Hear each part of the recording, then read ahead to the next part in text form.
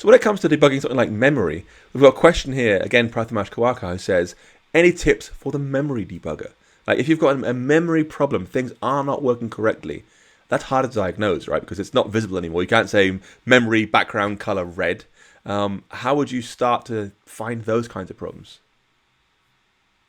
I mean, sometimes I add print debugging in the deallocate to see if something actually gets deallocated when I expect it to be deallocated. Then you can also use the memory graph in Xcode, where you can just see what is all holding on to certain objects.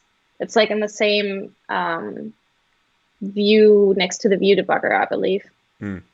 But then also in instruments, you have, what is it called again? I'm always forgetting the name. Paul, help me. Is it leaks? Yes, Allocations? leaks.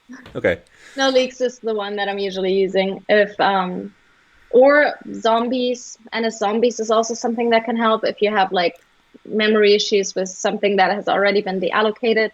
Hmm. Really depends on what kind of memory issues you're facing. If it's too much, definitely instruments and allocations and the memory debugger and the memory graph, and otherwise, yeah, and a zombies for nil objects.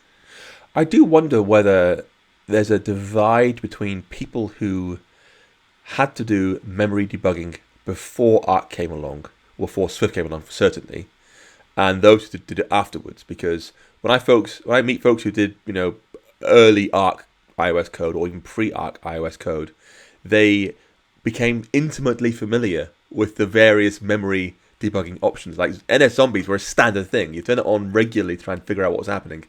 And often I meet folks today who've never even heard of NS zombies and they aren't aware of how useful they are. If that's you folks, if you're listening to this video, NS zombies are brilliant. When it destroys an object, rather than just freeing up to be nil RAM, it puts a new type of object there called a zombie.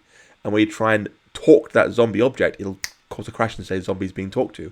It's just a really important warning flag for bad memory access in your code. It's been there for 10 years, 15 years. It's an old tool, right? It's been around for a very long time.